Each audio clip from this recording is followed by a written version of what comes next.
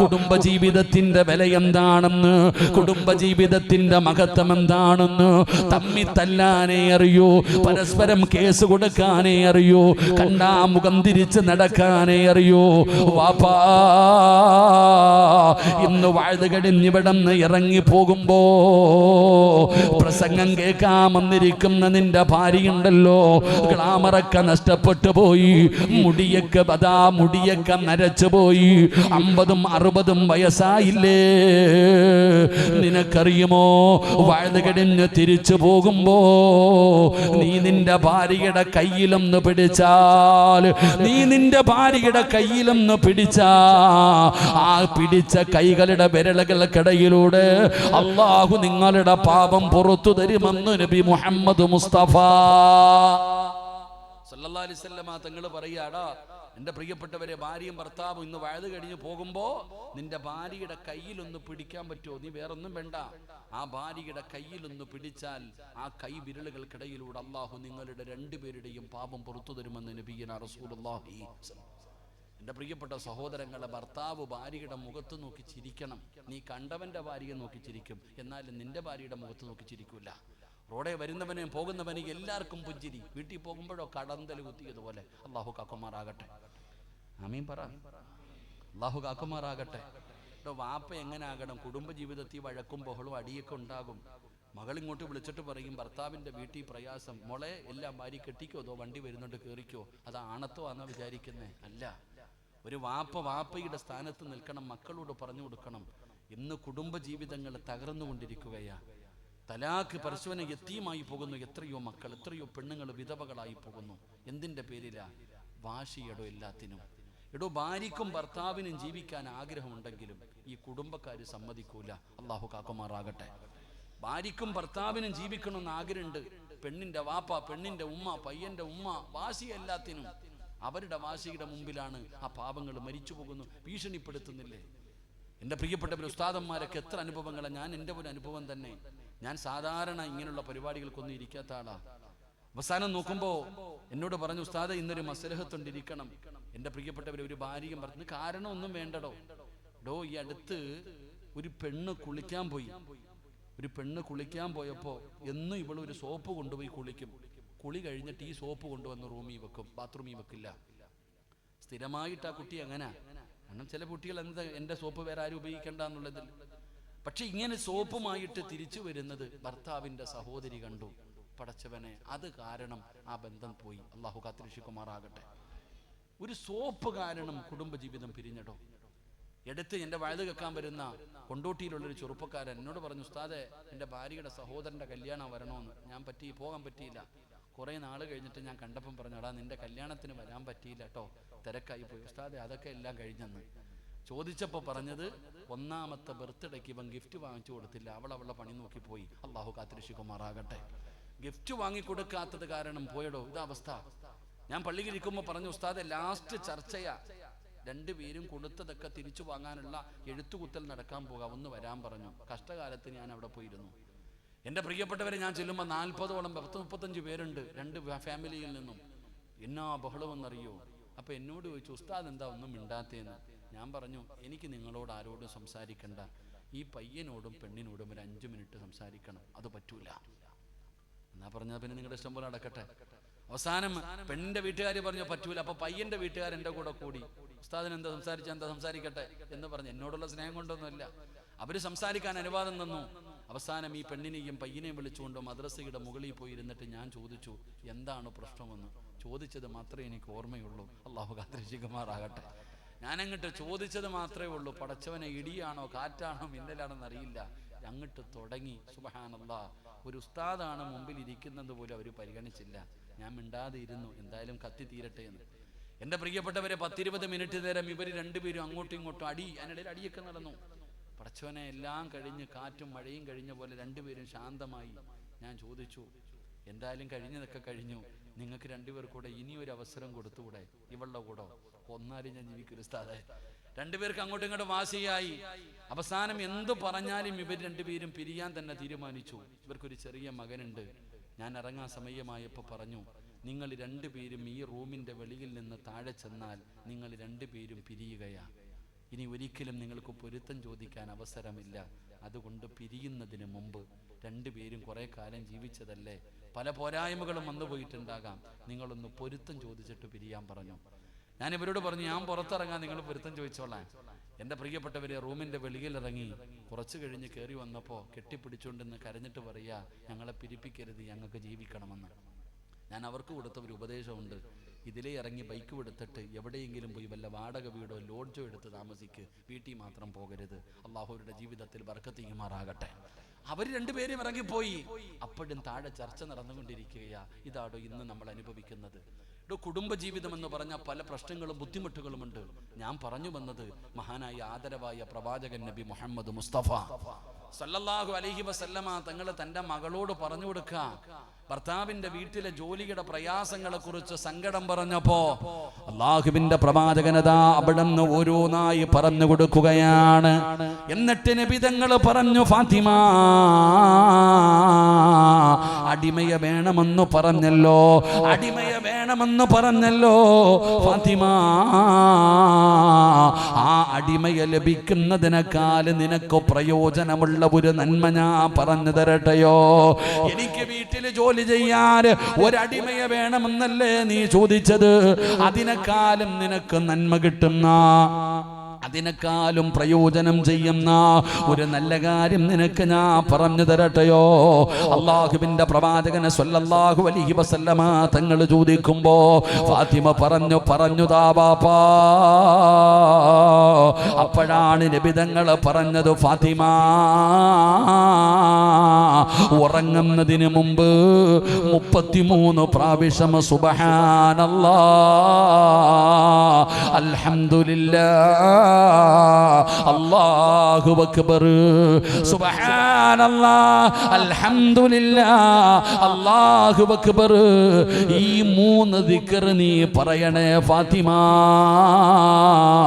ഇത് അടിമയെ ലഭിക്കുന്നതിനേക്കാൾ നിനക്ക് ആഖിറത്തിൽ പ്രയോജനമുള്ളതാണെന്ന് നബി മുഹമ്മദ് മുസ്തഫ സല്ലല്ലാഹു അലൈഹി വസല്ലമ തങ്ങൾ നന്മ പറഞ്ഞു കൊടുക്കുകയാണ്. ഫാത്തിമ പറയുകയാ, മരിക്കുന്ന ദിവസം ഞാനത് പറഞ്ഞിട്ടാണ് മരിച്ചത്. അല്ലാഹുവിന്റെ റസൂലിന്റെ പൊന്നാര മകള് പറയുകയാണ്, എന്റെ പിതാവെന്ന് രാത്രിയിൽ പറഞ്ഞു തന്ന ഒരു നന്മയുണ്ടല്ലോ, പടച്ചവനെ ഞാൻ മരിക്കുന്ന ദിവസം വരെ പറയുമായിരുന്നു. അലിയാര് തങ്ങൾ പറയുകയാ, ഫമാ തറക്തുഹാ ബഅദ അവിടെ നിന്ന് പറയുകയാ, ഫമാ തറക്തുഹാ ബഅദ സമിഅതുഹാ മിൻ റസൂലില്ലാഹ്. ഞാനും അങ്ങനെ തന്നെയാണ്. അന്ന് രാത്രി നബി തങ്ങൾ പറഞ്ഞു, സുബ്ഹാനല്ലാഹ്, അൽഹംദുലില്ലാഹ്, അല്ലാഹു അക്ബർ, ഈ ദിക്ർ പറയണേ എന്ന് അന്ന് രാത്രിയിൽ എൻ്റെ മുത്തുനബി ഞങ്ങൾക്ക് പറഞ്ഞു തന്നു. അത് മരിക്കുന്ന കാലം വരെ ഞാനും മുടക്കിയിട്ടില്ല. അതുകൊണ്ട് ഈ സദസ്സിലിരിക്കുന്നവരോട് എനിക്ക് പറയാനുള്ളത്, നമുക്കുമൊന്ന് നന്മ ചെയ്യാം, നമുക്കുമൊന്ന് മത്സരിക്കാമടോ.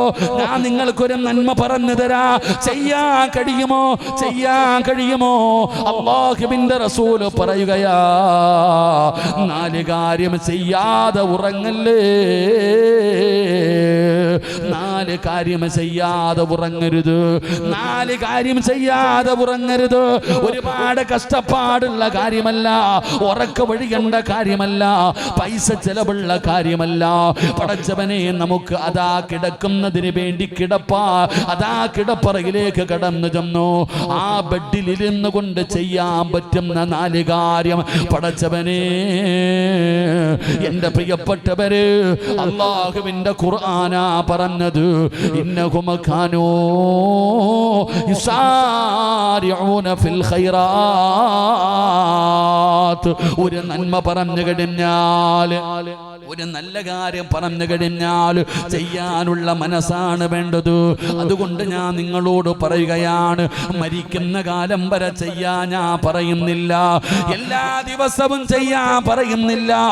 ഇന്നത്തെ ഒരു രാത്രിയെങ്കിലും നിങ്ങൾക്ക് ചെയ്യാൻ കഴിയുമോ? ഇന്നൊരു രാത്രിയെങ്കിലും നിങ്ങൾക്ക് ഇത് ചെയ്യാൻ കഴിയണം. ഇത് ചെയ്യാതെ ഉറങ്ങരുത്. റബ്ബേ, അതിനുള്ള ഈമാൻ നൽകണേ അല്ലാ. 4 കാര്യം ചെയ്യാതെ ഇന്നൊരൊറ്റ മനുഷ്യനും കടന്നുറങ്ങരുത്. അള്ളാഹു നമുക്ക് ഭാഗ്യം തരുമാറാകട്ടെ. എന്നും ചെയ്യണമെന്ന് ഞാൻ പറയണില്ല. ഇന്ന് ഒരു രാത്രിയെങ്കിലും നിങ്ങൾ ഇത് ചെയ്തിട്ട് വേണം ഉറങ്ങാൻ. അള്ളാഹു നമുക്ക് ഭാഗ്യം തരുമാറാകട്ടെ. ഇൻഷാ അല്ലാഹ് ചെയ്തൂടെ? ആ ചെയ്യാന്ന് നിയത്ത് ചെയ്യുന്നവരൊക്കെ ഒന്ന് കൈപൊക്കിക്ക്. ഒരു രാത്രിയല്ലേ ഉള്ളൂ, പൈസയുടെ ചിലവൊന്നുമില്ലല്ലോ, കഷ്ടപ്പാടൊന്നുമില്ല. അള്ളാഹു ബർക്കത്ത് ചെയ്യുമാറാകട്ടെ. ആമീൻ പറ. ഞാൻ ഇരുന്നോട്ടെപ്പാ, എന്തിനാ ഞാൻ നിൽക്കണത്? ഇരുന്ന് പ്രസംഗിച്ചോട്ടെ, എനിക്ക് വിരോധമൊന്നും ഇല്ലല്ലോ. എന്തിനും ബുദ്ധിമുട്ടുണ്ടോ? കാലു വൈകി എന്തിനാ ഉസ്താമാരൊക്കെ അറിയാം. ഒരു ഫാത്തിഹ ഓതിക്കെ. ലാ ഹദ്റത്ത് റൂഹി നബിയിന മുഹമ്മദിൻ സ്വല്ലല്ലാഹു അലൈഹി വസല്ലം. അൽ ഫാത്തിഹ.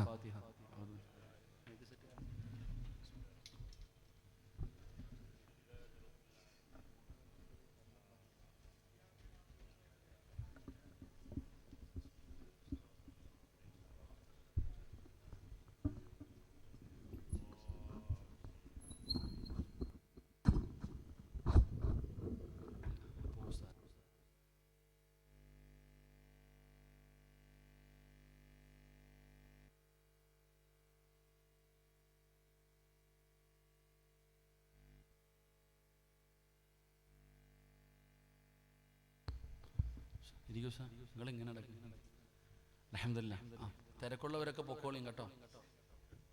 ആരെയും ഞാൻ നിർബന്ധിച്ച് പിടിച്ചിരുത്തൊന്നുമില്ല. വിശക്കുന്നവന് ഭക്ഷണം കൊടുത്തിട്ടേ കാര്യമുള്ളൂ. വീട്ടിൽ പോയി ഇൽമു പറയുന്ന കാലമൊക്കെ പോയി. വരുന്നവനാണ് ഇൽമു പറഞ്ഞു കൊടുക്കേണ്ടത്. അള്ളാഹു ബർക്കത്ത് ചെയ്യുമാറാകട്ടെ. തിരക്കുള്ളവരൊക്കെ പൊക്കോളിയും. ഇപ്പോഴല്ലേ പോകാൻ പറ്റൂ. അസ്റായിൽ വരുമ്പോൾ എവിടെ പോകാനാ? ഇപ്പോഴല്ലേ നമുക്ക് എഴുന്നേറ്റ് ഓടാനൊക്കെ പറ്റൂ. ഇപ്പൊ പള്ളിയിൽ നിന്ന് വേണമെങ്കിൽ ഓടാം, വഴുത് പറയുന്നിടത്ത് ഓടാം, എവിടുന്ന് വേണമെങ്കിലും എഴുന്നേറ്റ് ഓടാം. അസ്റായിൽ വരുമ്പോൾ എങ്ങും പോത്തില്ല, അവിടെ തന്നെ കിടക്കും. അള്ളാഹു നമുക്ക് നല്ല മരണം തരുമാറാകട്ടെ. ഇൻഷാ അല്ലാഹ് ഒരു 4 കാര്യം ഇന്ന് മുതൽ ചെയ്തൂടെ? ഒരു ഇൻഷാ അല്ലാഹ് ഉറക്കെ പറഞ്ഞ്. ആർക്കും ശബ്ദമില്ല. പള്ളിയിലെ ഉസ്താദ് ദുആ ചെയ്യുമ്പോൾ ആമീൻ പറയാൻ പോലും ശബ്ദമില്ല നമുക്കൊന്നും. അള്ളാഹു എല്ലാവർക്കും ശബ്ദം നൽകുമാറാകട്ടെ. ശബ്ദമുണ്ടോ? എവിടെ?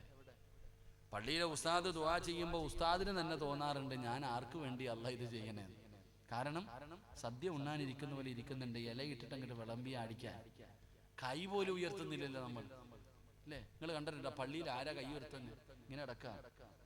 സുബ്ഹാനല്ലാഹ്. അല്ലാഹു നമുക്ക് ഈമാൻ നൽകുമാറാകട്ടെ. ഞാൻ പഠിച്ചിറങ്ങിയതിന് ശേഷം ഒരു ജോലിക്ക് പോയി.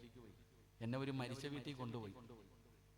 മരിപ്പെല്ലാം കഴിഞ്ഞ് 3 or 7 എങ്ങാണ്ടായിരുന്നു, വർഷങ്ങളുടെ മുമ്പുള്ള കാര്യമല്ല. അപ്പോൾ ഒരു വീട്ടിൽ കൊണ്ടുപോയിട്ട് പറഞ്ഞു, ഉസ്താദ് ഒരു യാസീൻ ഓതി ദുആ ചെയ്യണം. അപ്പം ഞാനും ഒരു ഉസ്താദും കൂടെ റൂമിനകത്ത് കയറിയിട്ട് യാസീനൊക്കെ ഓതി ദുആ ചെയ്യാൻ സമയമായപ്പോൾ എൻ്റെ കൂടെ വന്ന ഉസ്താദ് പറഞ്ഞു, കാക്ക ദുആ ചെയ്യാൻ പോന്നു. ദുആ ചെയ്ത ഉസ്താദെ. ഞാൻ ഈ മനുഷ്യനും കൂടെ യാസീൻ ഓതി, കാക്ക ദുആ ചെയ്ത ഉസ്താദെ. 3 വട്ടം വിളിച്ചിട്ട് ആരും വരുന്നില്ല. ഞങ്ങൾ രണ്ടുപേരും മുഖാമുഖം നോക്കിയിരിക്കുക. ഞാൻ ചിന്തിച്ചു, എന്തായാലും ഒരു യാസീൻ ഓതി വേസ്റ്റാക്കണ്ടല്ലോ. ഞാൻ പറഞ്ഞു, പടച്ചവനെ, ഈ ഓതിയ യാസീനിന്റെ പ്രതിഫലം എൻ്റെ വാപ്പാടെ ഖബറിലേക്ക് എത്തിച്ചേക്കണം.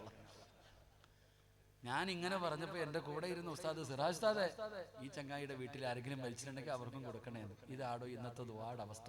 അള്ളാഹു കാത്തിരക്ഷിക്കുമാറാകട്ടെ. ഞാൻ എൻ്റെ അനുഭവം പറഞ്ഞ, നിങ്ങൾക്ക് ഇതിനെക്കാളും വലിയ അനുഭവങ്ങൾ കാണും.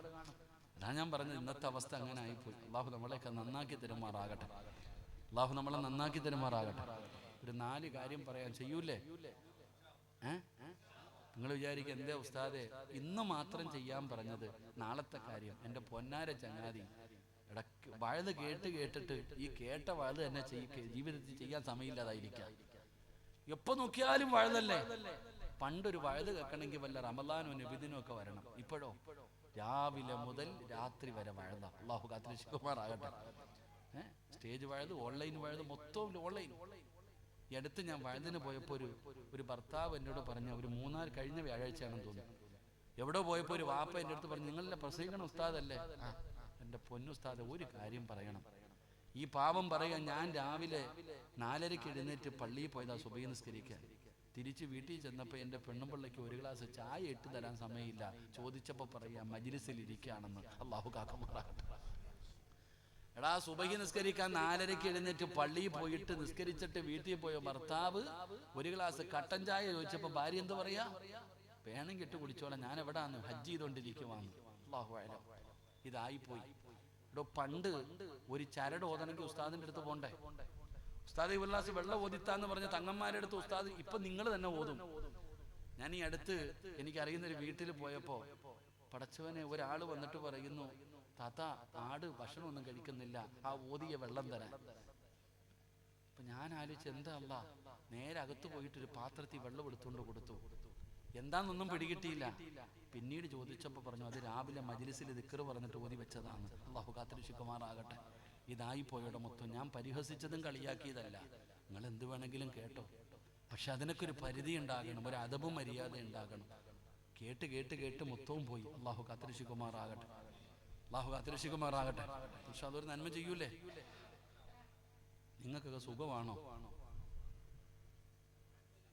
സുഖമാണോ? വെടി കൊണ്ടതുപോലെ ഇരിക്കുന്നു. എനിക്ക് സുഖമാണോ എന്ന് ചോദിക്കുമ്പോൾ ചിലർ അങ്ങനെ വാ തുറന്ന് കാണിക്കാം ആന്ന്. അല്ലാഹു കാത്തിരക്ഷിക്കുമാറാകട്ടെ. അങ്ങനെ പറഞ്ഞാൽ എന്താ അഭിപ്രായം അർത്ഥം? അതാ ഞാൻ പറഞ്ഞു, വയത് കേൾക്കുന്നുണ്ട്, ഒന്നുമില്ല. എടാ സുഖമാണോ എന്ന് ചോദിക്കുമ്പോൾ വാ തുറന്ന് കാണിക്കാൻ പാടില്ല എന്നല്ലേ മഹാനായ നബിയുനാ റസൂലുള്ളാഹി സ്വല്ലല്ലാഹു അലൈഹി വസല്ലമ തങ്ങൾ ഒരിക്കൽ മസ്ജിദുൻ നബവി ഇരിക്കാം. അപ്പോൾ സഹാബി കയറി വന്നു. അപ്പൊ നബിതങ്ങൾ ചോദിച്ചു, യാ ഫുലാൻ, നമ്മുടെ പള്ളിയിലോ ഖതീബ് ചോദിക്കത്തില്ല, ഹബീബെ അജരെ സുഖമാണോ എന്ന് ചോദിക്കുന്ന പോലെ നബിതങ്ങൾ ചോദിച്ചു, നിങ്ങൾക്ക് സുഖമാണോ? ആ സ്വഹാബി പറഞ്ഞു, അൽഹംദുലില്ലാ ഖൈർ, അൽഹംദുലില്ലാ റാഹത്താണ് നബി. അവർ മറുപടി കേട്ടപ്പോൾ നബിതങ്ങൾ പറഞ്ഞു, അല്ലാഹു നിനക്ക് ബറക്കത്ത് ചെയ്യട്ടെ. എന്ന രണ്ടാമതൊരു ചങ്ങാതി പുറകെ കയറി വന്നു. അദ്ദേഹത്തോടും ഇതേ ചോദ്യം തന്നെ ചോദിച്ചു, സുഖമാണോ? ആ ചങ്ങാതി പറഞ്ഞു, സുഖമാണ്. ഖൈർ റാഹത്ത് എന്തോ പറഞ്ഞു. പിന്നെ നബിതങ്ങളൊന്നും വേണ്ടിയില്ല, ചിരിച്ചു. അപ്പൊ ഈ സഹാബി ചോദിച്ചു, എനിക്കെന്തേ നബിയെ ദുആയില്ലേ? ആദ്യം വന്ന ആളോട് ചോദിച്ച അതേ ചോദ്യം തന്നെ എന്നോട് ചോദിച്ചത്. അദ്ദേഹത്തിന് ബർക്കത്തിന് വേണ്ടി ദുആ ചെയ്ത് എനിക്ക് ബർക്കത്തില്ലേ? അപ്പോഴാ പറഞ്ഞേ, നീ ഒരു അൽഹംദുലില്ലാ പറഞ്ഞിരുന്നെങ്കിൽ എത്രയോ നല്ലതായിരുന്നു എന്ന് നബിയുനാ റസൂലുള്ളാഹി. അപ്പൊ ഇനി പറ, സുഖമാണോ? എങ്ങനെ കേട്ടില്ലല്ലോ? എങ്ങനെ എന്താ നേരത്തെ പറയാഞ്ഞേ? അതങ്ങനെ അവസ്ഥ, നിങ്ങൾക്ക് മാത്രമുള്ളതല്ലേ അതൊക്കെ. ഞാൻ പറഞ്ഞത് നിങ്ങൾക്കുള്ളതല്ലേ, ഞങ്ങൾക്കൊന്നുമില്ല.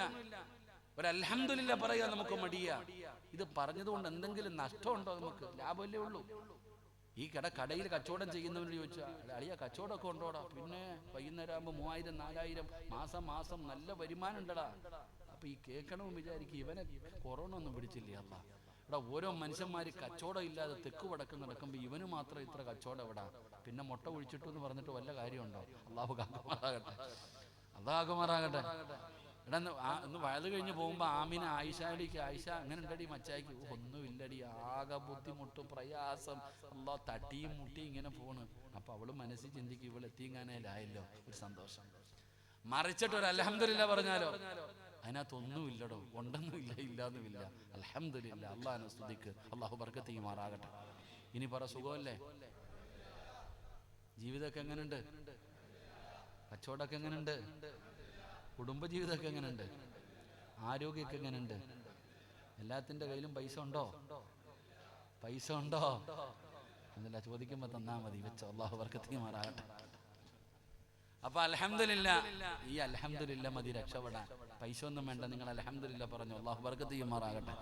അപ്പൊ ഇൻഷാ അല്ലാഹ് ഒരു 4 കാര്യം പറയാം. ഇൻഷാ അല്ലാഹ് ചെയ്യൂലേ? നിർത്താറായോ? എന്തിനാ വാച്ചി നോക്കണേ? 10:30 വരെ സമയമുണ്ടല്ലോ. 10 മണിയായപ്പോഴേ വാച്ചി നോക്കുന്ന ആൾക്കാർ. ആ നോക്കിയ മനുഷ്യന്റെ ആക്കിബത്ത് അല്ലാഹു നന്നാക്കി കൊടുക്കുമാറാകട്ടെ. നല്ല ഇടയ്ക്കിടയ്ക്ക് വാച്ച് നോക്കണപ്പാ, അതേ അത്യാവശ്യം കാണുമായിരിക്കും. 4 കാര്യം ചെയ്യാതെ നിങ്ങൾ കടന്നുറങ്ങരുത്. അല്ലാഹു നമ്മുടെയൊക്കെ മജ്‌ലിസ് പരിപൂർണമായി സ്വീകരിക്കുമാറാകട്ടെ. 4 കാര്യം ചെയ്യൂലേ? 4 കാര്യം ചെയ്യൂലേ? ഇത് ചെയ്യാതെ ഇന്ന് മുതൽ കടന്നുറങ്ങരുത്. അല്ലാഹു ചെയ്യാൻ ഭാഗ്യം തരുമാറാകട്ടെ. ഇൻഷാ അല്ലാഹ് ചെയ്യൂലേ? കൈവക്കിക്കേ, ചെയ്യാന്നുള്ളവരൊക്കെ. ബാക്ക് സൈഡിലൊന്നും പൊങ്ങണില്ലടോ. ആ ശരി, അല്ലാഹു ബർക്കത്ത് ചെയ്യുമാറാകട്ടെ.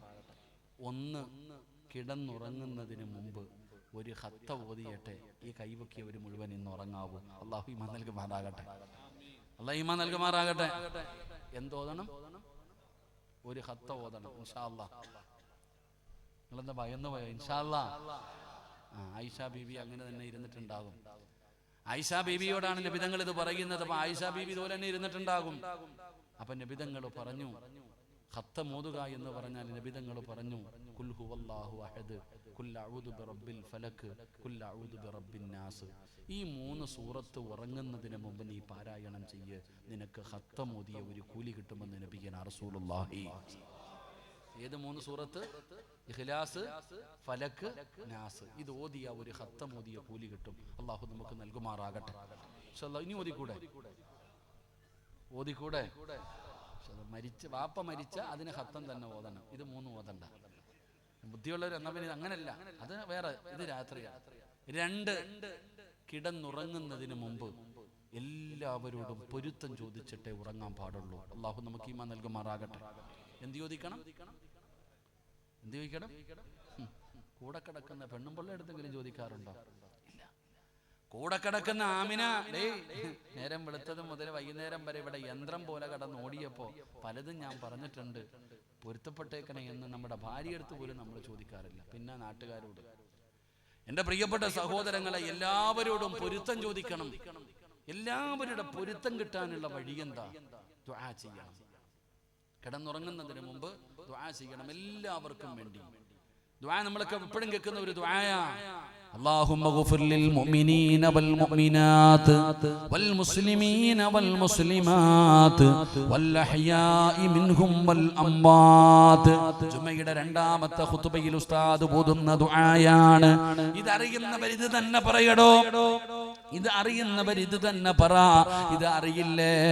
അല്ലാഹുവേ, ലോകത്തുള്ള എല്ലാവർക്കും നീ പുറത്തു കൊടുക്കണേ അല്ലാ. എല്ലാവരോടും നീ കരുണ കാണിക്കണേ അല്ലാ. ലോകത്തുള്ള എല്ലാവർക്കും വേണ്ടി നീ ദുആ ചെയ്യ്, അവരുടെ പൊരുത്തം നിനക്ക് കിട്ടും. അല്ലാഹുമ്മ ഗ്ഫിർ ലിൽ മുഅ്മിനീന വൽ മുഅ്മിനാത്ത് വൽ മുസ്ലിമീന വൽ മുസ്ലിമാത്ത് വൽ അഹ്യാഇ മിൻഹും വൽ അമ്മാത്ത് ഇന്നക മുജീബുദ് ദഅവാതി യാ ഖാദിയൽ ഹാജാത്ത്. ഈ ദുആ ചെയ്യാൻ കഴിയുമോ സഹോദരാ? നിനക്കതിന്റെ വിലയറിയില്ല, നിനക്ക് ആ ദുആഇന്റെ വിലയറിയില്ല.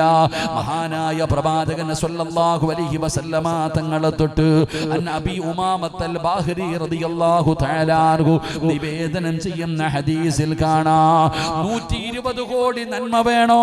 120 കോടി മുസ്ലിമീങ്ങൾ ഇന്ന് ഭൂമിയിൽ ജീവിച്ചിരിപ്പുണ്ടാണ്. ഏകദേശം 120 കോടി മുസ്ലിമീങ്ങൾ ഇന്ന് ലോകത്ത് ജീവിച്ചിരിപ്പുണ്ട്. ആരെങ്കിലും ഈ ദുആ ചെയ്താൽ ഓരോ മുസ്ലിമിന്റെ തലയെണ്ണമനുസരിച്ച് അല്ലാഹു നിനക്ക് പ്രതിഫലം തരുമെന്ന് നബി മുഹമ്മദ് മുസ്തഫ. ലോകത്ത് ഇന്ന് എത്ര മുസ്ലിമീങ്ങൾ ജീവിച്ചിരിപ്പുണ്ടോ അവരുടെ തലയെണ്ണമനുസരിച്ച് അല്ലാഹു നിനക്ക് പ്രതിഫലം തരും. നീ അവർക്ക് വേണ്ടി ദുആ ചെയ്താൽ അവരോട് അല്ലാഹു കരുണ കാണിക്കാൻ, അല്ലാഹു അവരുടെ പാപങ്ങൾ പുറത്തു കൊടുക്കാൻ, അല്ലാഹു അവരുടെ ജീവിതത്തിൽ ബർക്കത്ത് നൽകാൻ നീ ദുആ ചെയ്താ നിനക്ക് അല്ലാഹു ഓരോ മുസ്ലിമിന്റെ തലയെണ്ണമനുസരിച്ച് പ്രതിഫലം തരികയാ. അതുകൊണ്ട് ഇന്ന് രാത്രി നീ ദുആ ചെയ്താൽ 1 കോടി പടച്ചവനെ 120 കോടി നന്മ നിനക്ക് അല്ലാഹു തരികയാണ്. 2, എല്ലാവരുടെ പൊരുത്തം അല്ലാഹു നിനക്ക് നൽകുകയാ. പടച്ചവനെ, 3ാമത്തെ കാര്യം എന്തെന്നറിയുമോ? എല്ലാ പ്രവാചകന്മാരോടും ശഫാഅത്ത് ചോദിക്കണേ ആയിഷ. നാളെ അല്ലാഹുവിന്റെ കോടതിയിൽ കടന്നു വരുമ്പോ എന്നെ കൂടെ സ്വർഗത്തിലേക്ക് കൊണ്ടുപോകണേ, എന്നെ കൂടെ സ്വർഗത്തിലേക്ക് കൊണ്ടുപോകണേ. അവിടുന്ന് ശഫാഅത്ത് ചോദിക്കണേ. യാ റസൂലല്ലാഹ്, നിങ്ങളെ അല്ലാതെ വേറൊരു പ്രവാചകനെ ഞാൻ കണ്ടിട്ടില്ലല്ലോ നബിയേ. പിന്നെ എങ്ങനെയാണ് ആയിഷ ഒരു 10 സ്വലാത്ത് പറ ആയിഷ, ഒരു 10 സ്വലാത്ത് പറ ആയിഷ. പ്രവാചകന്മാരുടെ ശഫാഅത്ത് നിനക്ക് ലഭിക്കുമെന്ന് ആദരവായ പ്രവാചകൻ നബി മുഹമ്മദ് മുസ്തഫ സല്ലല്ലാഹു അലൈഹി വസല്ലമ തങ്ങൾ പറയുകയാണ്. 4ാമത്തെ കാര്യം എന്തെന്നറിയുമോ? ഹജ്ജും ഉംറയും ചെയ്യാതെ ഉറങ്ങല്ലേ, ഹജ്ജും ഉംറയും ചെയ്യാതെ ഉറങ്ങല്ലേ. പലർക്കും ആഗ്രഹമുണ്ടോ? ഹജ്ജിന് പോകാൻ കൊതിക്കുന്നവരുണ്ടല്ലോ, ഉംറയ്ക്ക് പോകാൻ കൊതിക്കുന്നവരുണ്ടല്ലോ. അല്ലാഹുവേ, മരിക്കുന്നതിന് മുമ്പ് നീ ഞങ്ങളെ അവിടെ എത്തിക്കണേ അല്ലാ. മരിക്കുന്നതിന് മുമ്പ് ഹജ്ജും ഉംറയും ചെയ്യാനുള്ള ഭാഗ്യം തരണേ അല്ലാ. എന്റെ പ്രിയപ്പെട്ടവരെ, ഹജ്ജും ഉംറയും ചെയ്ത കൂലി വേണോ? കിടന്നുറങ്ങാൻ വേണ്ടി വിരിപ്പിനകത്തിരിക്കുമ്പോ അവിടെ ഇരുന്ന് കൊണ്ട് പറയണം സുബ്ഹാനല്ലാഹ് 33 പ്രാവശ്യം, അൽഹംദുലില്ലാഹ് 33 പ്രാവശ്യം, അല്ലാഹു അക്ബർ 34 പ്രാവശ്യം, ലാ ഇലാഹ ഇല്ലല്ലാഹ് ഒരു പ്രാവശ്യം പറഞ്ഞിട്ട് കിടക്കണേ വാപ്പാ. നിനക്ക് വല്ലാത്ത പ്രതിഫലമാണ്, നിനക്ക് വല്ലാത്ത പ്രതിഫലമാണ്. എന്തിനാണ് ഞാനിത് പറഞ്ഞതെന്നറിയുവോ? അല്ലാഹുവിന്റെ റസൂല് തന്റെ കരളിന്റെ കഷ്ടമായ പൊന്നാര മകളോട് പറഞ്ഞു കൊടുക്കുകയാ, ഫാത്തിമ കിടന്നുറങ്ങുന്നതിന് മുമ്പ് സുബ്ഹാനല്ലാഹ് അൽഹംദുലില്ലാഹ് അല്ലാഹു അക്ബർ, ഇതാണ് നിനക്ക് നല്ലതെന്ന് നബി മുഹമ്മദ് മുസ്തഫ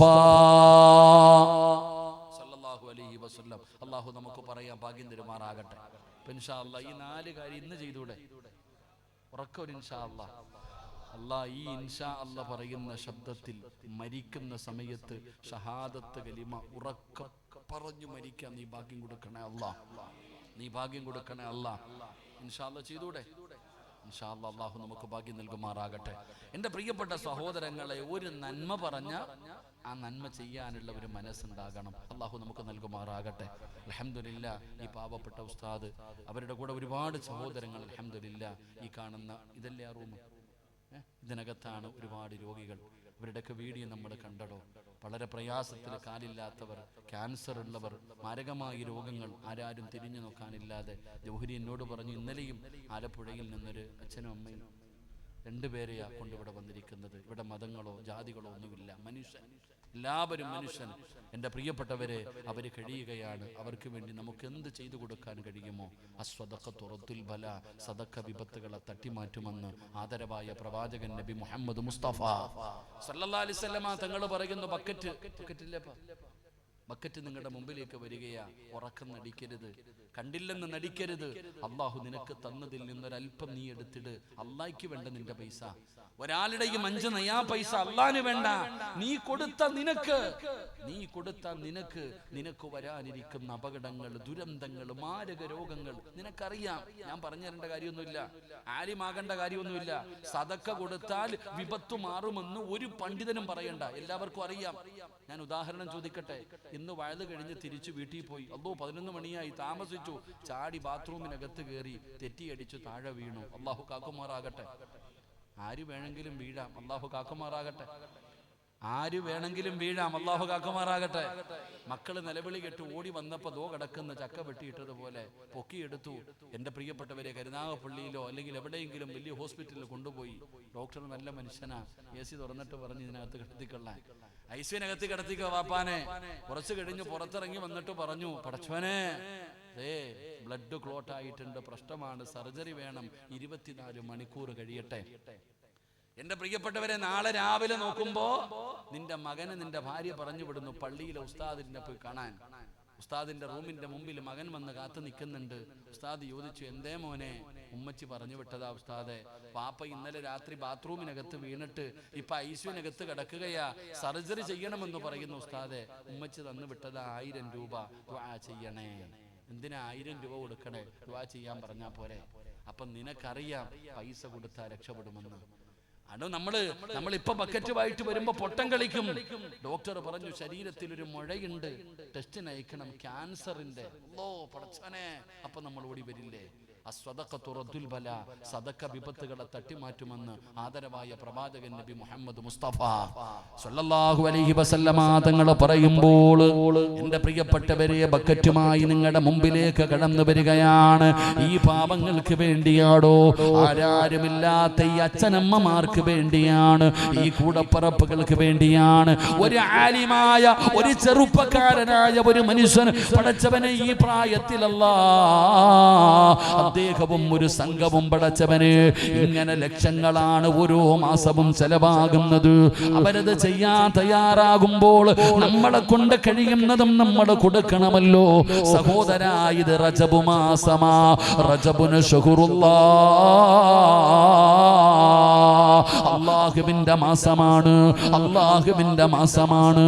ബർക്കത്ത് ചോദിക്കാൻ പറഞ്ഞ മാസമാ, ബർക്കത്ത് ചോദിക്കാൻ പറഞ്ഞ മാസമാണ്, ബർക്കത്ത് വാരിക്കോരി കൊടുക്കുന്ന മാസമാണ് റജബ് മാസം. ഈ റജബ് മാസത്തിലാണ് പാപങ്ങൾക്ക് വേണ്ടി ബക്കറ്റ് നിന്റെ മുമ്പിൽ വരുന്നത്. അല്ലാഹുവേ, നിന്റെ തലയുടെ മുകളിൽ ഒരു മലക്ക് കാത്തു നിൽക്കുകയാ. ഓരോ മുസ്ലിമും കേട്ടോ, ഓരോ മുഅ്മിനും കേട്ടോ, നിന്റെ തലയുടെ മുകളിൽ ഒരു മലക്ക് കാത്തു നിൽക്കുകയാ. ഈ ബക്കറ്റ് നിന്റെ മുമ്പിലേക്ക് വരുമ്പോ നീ എന്തെങ്കിലും ഒന്ന് കൊടുത്താൽ അല്ലാഹു തന്നതിൽ നിന്നൊരൽപ്പം നീ എടുത്തു കൊടുത്താ പടച്ചവനെ മലക്ക് ദുആ ചെയ്യുന്നു, നാഥാ ഉള്ളതിൽ പങ്കു കൊടുത്തു റബ്ബേ, നീ ബർക്കത്ത് ചെയ്യണേ അല്ലാ. ആരാ ദുആ ചെയ്യുന്നത്? ഇമാമല്ല, ഉസ്താദന്മാരല്ല, വഅദ് പറയുന്നവരല്ല, ഹാജിയാക്കന്മാരല്ല, മാതാപിതാക്കളല്ല. പടച്ചവനെ അല്ലാഹുവിന്റെ മലക്കുകൾ ലാ യഅസൂനല്ലാഹ മാ അമറഹും വയഫഅലൂന മാ യുമറൂ. അല്ലാഹുവിന്റെ കൽപ്പനകൾ മാത്രം അനുസരിച്ച് ജീവിക്കുന്ന പടച്ച റബ്ബിന്റെ മലക്കുകളാണ് നിന്റെ തലയുടെ മുകളിൽ നിന്നുകൊണ്ട് ദുആ ചെയ്യുന്നത്. നിനക്ക് ബർക്കത്ത് ലഭിക്കാൻ, നിന്നോട് പടച്ച റബ്ബ് കരുണ കാണിക്കാൻ അവിടുന്ന് ദുആ ചെയ്യുമെന്ന് നബി തങ്ങൾ പറയുമ്പോ അല്ലാഹു സമ്പത്ത് തന്നിട്ട് കാണാത്തവനെ പോലെ ഇരിക്കല്ലേ, നീ അവിടുന്ന് അഭിനയിക്കല്ലേ. ആ മക്കള് നിങ്ങളുടെ മുമ്പിലേക്ക് വരികയാ പാവങ്ങൾക്ക് വേണ്ടി. ആ സമയത്ത് അല്ലാഹു തന്നതിൽ നിന്നൊരൽപ്പം കൊടുക്കാതെ നീ എങ്ങാണം പിടിച്ചു വെച്ചാ അപ്പോഴും തലയുടെ മുകളിൽ നിൽക്കുന്ന മലക്ക് പറയുകയാ, നാഥാ ഇവന് പിടിച്ചു വെച്ചതുപോലെ നീയും പിടിച്ചു വെക്കണേ അല്ലാ. അല്ലാഹു നിന്റെ വരുമാനം കുറയ്ക്കും സഹോദരാ. വന്നുകൊണ്ടിരുന്ന വരുമാനമുണ്ടല്ലോ, അതെങ്ങാനും അല്ലാഹു വന്ന് പിടിച്ചു വെച്ചാൽ പിന്നെ എന്ത് ചെയ്യും സഹോദരാ? അതുകൊണ്ട് എന്റെ പ്രിയപ്പെട്ടവരോട് പറയുകയാണ്, കൊടുക്കടോ. അല്ലാഹുവിന്റെ റസൂൽ പറയുകയാ, ഒരുപാട് രോഗം പിടിച്ചവരുണ്ടല്ലോ ഉസ്താദേ, ഒരുപാട് മരുന്ന് കഴിച്ചു, ഒരുപാട് മരുന്ന് കഴിച്ചു. ഏതൊക്കെയോ ഹോസ്പിറ്റലുകളിൽ വലിയ വലിയ ഡോക്ടർമാരെ കൊണ്ടുപോയി കാണിച്ചു. എന്റെ രോഗം മാറുന്നില്ല, എന്റെ വേദന മാറുന്നില്ല, എന്റെ പ്രയാസം മാറുന്നില്ല. സങ്കടം പറയുന്ന വാപ്പാ നബി തങ്ങൾ പറയുകയാ, സ്വഹാബാ അല്ലാഹുവിന് ചില അടിമകളുണ്ട്, അല്ലാഹുവിന് ചില അടിമകളുണ്ട്. ആ അടിമകൾക്ക് രോഗം വന്നാ അവര് സദക്ക കൊടുത്ത് ചികിത്സിക്കുമെന്ന് നബി മുഹമ്മദ് മുസ്തഫ സല്ലല്ലാഹു അലൈഹി വസല്ലമ തങ്ങൾ പറയുന്നു, അല്ലാഹുവിന് ചില അടിമകളുണ്ട്, ആ അടിമകൾക്ക് രോഗം വന്നാ അവര് സദക്ക കൊടുത്ത് ചികിത്സിക്കും. അല്ലാഹു നമ്മളെ കാത്തിരക്ഷിക്കുമാറാകട്ടെ, അല്ലാഹു നമ്മളെ കാത്തിരക്ഷിക്കുമാറാകട്ടെ. ആരെല്ലാം ഈ ബക്കറ്റിന്റെ അകത്ത് പൈസ ഇട്ടോ റബ്ബേ, നീ അവരെ കൈവിടല്ലേ റഹ്മാനെ, നീ അവരെ കൈവിടല്ലേ റഹ്മാനെ.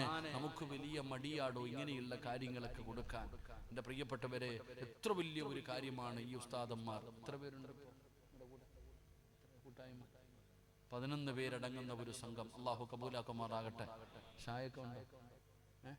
ഷാ നമ്മുടെ ഞാൻ ഇന്ന് വന്നപ്പോഴ എൻ്റെ ഒരു പഴയ ചങ്ങാതിയാണ് ഷാ. ഡോക്ടറാണോ? ഷാന്ന് നമ്മുടെ കടുവാപ്പള്ളി പഠിക്കുമ്പോൾ എൻ്റെ ജൂനിയർ ആയിരുന്നു തോന്നുന്നു. ഇന്നാണ് വർഷങ്ങൾക്ക് ശേഷം അൽഹംദുലില്ലാ നല്ല നിലയിലായി. ഷായെ കണ്ടപ്പോൾ എനിക്ക് വലിയ സന്തോഷമായി. ഇന്ന് വലിയ ഹോസ്പിറ്റലിൻ്റെ ഒക്കെ മുതലാളിയാണ്. അവിടെ എലിസ്റ്ററില്ലേ, നല്ല റോഡ് സൈഡിൽ. അൽഹംദുലില്ലാ, അല്ലാഹു ബർക്കത്ത് ചെയ്യുമാറാകട്ടെ, അല്ലാഹു ബർക്കത്ത് ചെയ്യുമാറാകട്ടെ. നമ്മുടെ കൂടെ പഠിച്ചൊരു ശരീക ഇന്ന് നല്ല നിലയിലായി. അള്ളാഹു ജീവിതത്തിൽ ഖൈറും ബറക്കത്തും ഐശ്വര്യവും ഒക്കെ നൽകുമാറാകട്ടെ. അൽഹംദുലില്ലാ, നല്ല ഒരു സ്ഥാപനം, ഒരു ഹോസ്പിറ്റൽ എൻ്റെ ഭരണിക്കാവ് ആ ഭാഗത്ത് തുടങ്ങിയിട്ടുണ്ട്. അൽഹംദുലില്ലാ, അള്ളാഹു ഖൈറും ബറക്കത്തും നൽകി അനുഗ്രഹിക്കുമാറാകട്ടെ. നല്ല രീതിയിൽ അള്ളാഹുവിനെ ഭയന്നുകൊണ്ട് തൻ്റെ മുമ്പിലേക്ക് വരുന്ന രോഗികൾക്കും അതുമായി ബന്ധപ്പെട്ട കാര്യങ്ങളൊക്കെ ചെയ്യാൻ അൽഹംദുലില്ലാ ഈ സ്ഥാപനത്തിൻ്റെ ഒരു വലിയ ഒരു സഹായിയാണ്. അള്ളാഹു ഖൈറും ബറക്കത്തും നൽകുമാറാകട്ടെ. എൻ്റെ പ്രിയപ്പെട്ട സഹോദരങ്ങളെ, ഇവരിങ്ങനെ ചെയ്യുന്നു, നമുക്ക് അവരുടെ കൂടെ കൂടാൻ കഴിയണം. നിങ്ങൾ കൊടുക്കണം. ഉസ്താദ് ഇങ്ങനെ പറഞ്ഞു, ബിൽഡിംഗ് കെട്ടാൻ വേണ്ടി എവിടോ പോകാൻ പറ്റിരുന്നു, ഇറാഖിൽ പോകാൻ പറ്റിരുന്ന പൈസ നൗഷാദ് എന്ന് പറയുന്ന ഒരു സഹോദരൻ അൽഹംദുലില്ലാ ഇവിടെ എല്ലാം സിയാറത്ത് നല്ല കാര്യങ്ങൾക്ക് പോകാൻ വെച്ചിരുന്ന എന്തിനാ ഉസ്താദ് 1 ലക്ഷം രൂപ എടുക്കാൻ മനസ്സ് കാണിച്ചുള്ളതാ? നമ്മൾ എന്താണ് നമ്മൾ ചിന്തിക്കേണ്ടത്? നമ്മൾ ചെയ്യുന്ന പ്രതിഫലം, നമ്മൾ കൊടുക്കുന്ന ആ ഒരു ദാനധർമ്മം എത്ര വലിയ പ്രതിഫലം. നമ്മൾ അവിടെ ഇവിടെയും നിങ്ങളുടെ കണ്ണിന്റെ മുമ്പിലല്ലേ കാണുന്നത്. നിങ്ങൾ ഒരു നേരത്തെ ആഹാരം ഈ പാപങ്ങൾക്ക് കൊടുത്താൽ അൽഹംദുലില്ലാ നമുക്ക് രക്ഷപ്പെടാൻ കഴിയും. അള്ളാഹു നമുക്ക് ഈമാൻ നൽകുമാറാകട്ടെ. എൻ്റെ പ്രിയപ്പെട്ടവർ, ഒരിക്കലും സദക്ക വെറുതെയില്ല. ഈ ബക്കറ്റ് നിങ്ങളുടെ മുമ്പിൽ വന്നപ്പോൾ നിങ്ങൾ കൊടുത്തല്ലോ. ഞാൻ എൻ്റെ ചെറുപ്പക്കാരോട് പറയുന്നു, മക്കളെ, എടാ നിങ്ങൾക്കൊരു നല്ല ഇണയെ വേണോ? നിങ്ങൾക്കൊരു നല്ല ഇണയെ വേണോ? ഒരു സ്വാലിഹത്തായ ഭാര്യ നിനക്ക് ലഭിക്കണോ? നീ പഠിക്കേണ്ടത് 50 ലക്ഷവും 50 പവനും കാറുമല്ലടാ. അത് ഇവിടെ നിന്ന് വേണമെങ്കിലും കിട്ടും ചങ്ങാതി. എന്നാൽ ഒരു സ്വാലിഹത്തായ ഭാര്യ, അള്ളാഹുവിന് ഭയമുള്ള ഒരു പെണ്ണിനെ നിനക്ക് വേണോ? എന്റെ പൊന്നാര സഹോദര, നീ സദക്ക കൊടുക്ക്. എടാ നിനക്കൊരു നല്ല ജോലി വേണോ? നിങ്ങൾക്കൊരു നല്ല ജോലി വേണോ? അൽഹംദുലില്ലാ നിങ്ങൾ സദക്ക കൊടുക്ക്. നിങ്ങളുടെ കച്ചവടത്തിൽ അഭിവൃദ്ധി വേണോ? നിങ്ങൾ സദക്ക കൊടുക്ക്. നഷ്ടമാകില്ല. അള്ളാഹു നമുക്ക് ഈമാൻ നൽകുമാറാകട്ടെ. അള്ളാഹു ഈമാൻ നൽകുമാറാകട്ടെ.